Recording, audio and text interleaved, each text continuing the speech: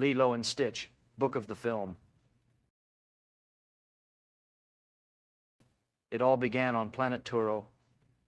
The Galactic Federation had accused a scientist, Jumba Jukiba, of creating an illegal life form. Jumba was proud of Experiment 626. It had been designed to destroy things and was very wicked and evil indeed. The Galactic Federation was shocked. "It must be destroyed," said Captain Gantu. "Take him away," ordered the Grand Councilwoman. Jumba was sent to prison, but the unstoppable Experiment 626 managed to escape. He stole a red police cruiser and zoomed off to freedom. The aliens tracked him as he headed towards planet Earth. The Grand Councilwoman turned to Pleakley, a nerdy alien and an expert on planet Earth. He showed her his Viewmaster so she could take a look at this far-off planet where Experiment 626 was headed. The Grand Councilwoman had no choice. She released Jumba to capture Experiment 626 and sent Pleakley to keep an eye on Jumba. Meanwhile, on a beautiful Hawaiian island on Earth, a little girl called Lilo swam out to feed her favorite fish before heading off to hula school. Lilo was quite naughty during class, and afterwards none of the other girls would play with her, so she wandered off alone. Later, when Nani, Lilo's older sister, arrived to pick her up and couldn't find her, she panicked. Today was a big day. The social worker was coming and could take Lilo into foster care. "You'd better be at home, Lilo," Nani said to herself, running as fast as she could. Nani had looked after Lilo since their parents died, and taking care of Lilo wasn't easy. Nani found Lilo at home, listening to records and sulking. When the social worker, Cobra Bubbles, arrived, he looked around the untidy house and at the pans bubbling over on the cooker. He realized that Lilo had been at home alone. "This visit did not go well," he told Nani.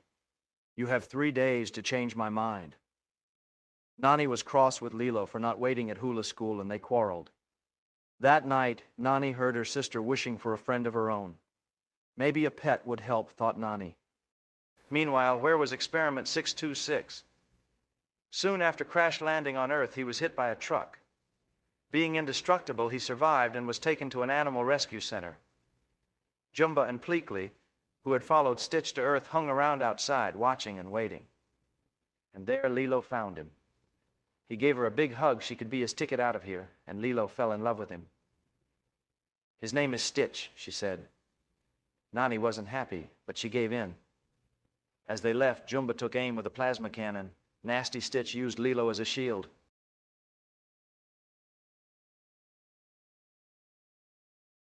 Nani went to work, leaving Lilo with Stitch. Stitch scampered all over the island looking for something to wreck. Lilo tagged along with Jumba and Pleakley never far behind. Later, Lilo and Stitch went to the hotel where Nani worked. Stitch ate a lot and had terrible table manners. They watched a fire dancer called David. He wanted to date Nani, but she was always too busy. Pleakley and Jumba were there too, in disguise. They made a grab for Stitch, and Stitch tried to swallow Pleakley's head. There was a bit of a commotion, and Nani's boss came over. He fired her. Lilo, Stitch, and Nani trudged home. "We have to take Stitch back to the Animal Rescue Center, Lilo. He's creepy, and I don't even think he's a dog," said Nani as patiently as she could. "But he was an orphan, and we adopted him," cried Lilo. "What about Ohana?" "Dad said Ohana means family, and family means nobody gets left behind or forgotten." Nani gave in. That night, Stitch found a photo of Lilo's lost family. She snatched it back. "Don't touch that," she cried. Stitch went crazy. He broke things. He tore things up. He destroyed everything he could until, at last, Lilo managed to calm him down. A few days later, Cobra paid another visit. He warned Nani she must find another job. She looked hard, but Stitch always ruined her chances. He caused havoc in the supermarket, the cafe, in the smart hotel, and even on the beach when Nani applied to be a lifeguard. Lilo and Nani felt glum, but they cheered up when David offered to take them surfing. Jumba and Pleakley were nearby. "Come on," said Jumba. "We're going swimming." Stitch loved surfing until Jumba tried to pull him under. Stitch grabbed onto Lilo, almost drowning her. Luckily, Nani and David came to the rescue. Cobra was watching and had seen Lilo nearly drown. He was sure to take her into care now. Stitch was suddenly sad. He realized it was all his fault. On planet Turo, the Grand Councilwoman was getting impatient. She contacted Jumba and Pleakley, fired them, and put Captain Gantu on the job. This made Jumba even more determined to find Stitch. And now he could do it his way. Later, Lilo and Nani were at home when David knocked at the door. He'd found Nani a job, but she had to hurry. Before she ran out of the house, she turned to Lilo. "Stay here for a few minutes," she said. "I'll be right back. Lock the door." A little later, Stitch burst through the dog door, followed by Jumba firing his plasma cannon. Pleakley appeared soon after. Stitch and Jumba fought wildly in the house, smashing everything in their way. The house was a mess. Eventually, Lilo rang Cobra for help. Down at the general store, Nani was offered the job. She was so happy she rushed back to tell Lilo. At home, she couldn't believe her eyes. The house was on fire, and Cobra had Lilo. "Please don't take her," Nani pleaded. "I have no choice," said Cobra sadly. While he and Nani argued, Lilo ran away. Stitch followed Lilo and showed her that he was an alien and not a dog at all. She was shocked and angry that he had lied. Suddenly, Captain Gantu captured them. Stitch escaped, but Lilo was trapped. Nani caught up with Stitch and watched Captain Gantu's ship soar into the sky with Lilo trapped inside. Nani whacked Stitch with a branch. "Where's Lilo?" she demanded. "I know you had something to do with this." He turned round and boom! Jumba blasted him with his plasma gun and Pleakley arrested him.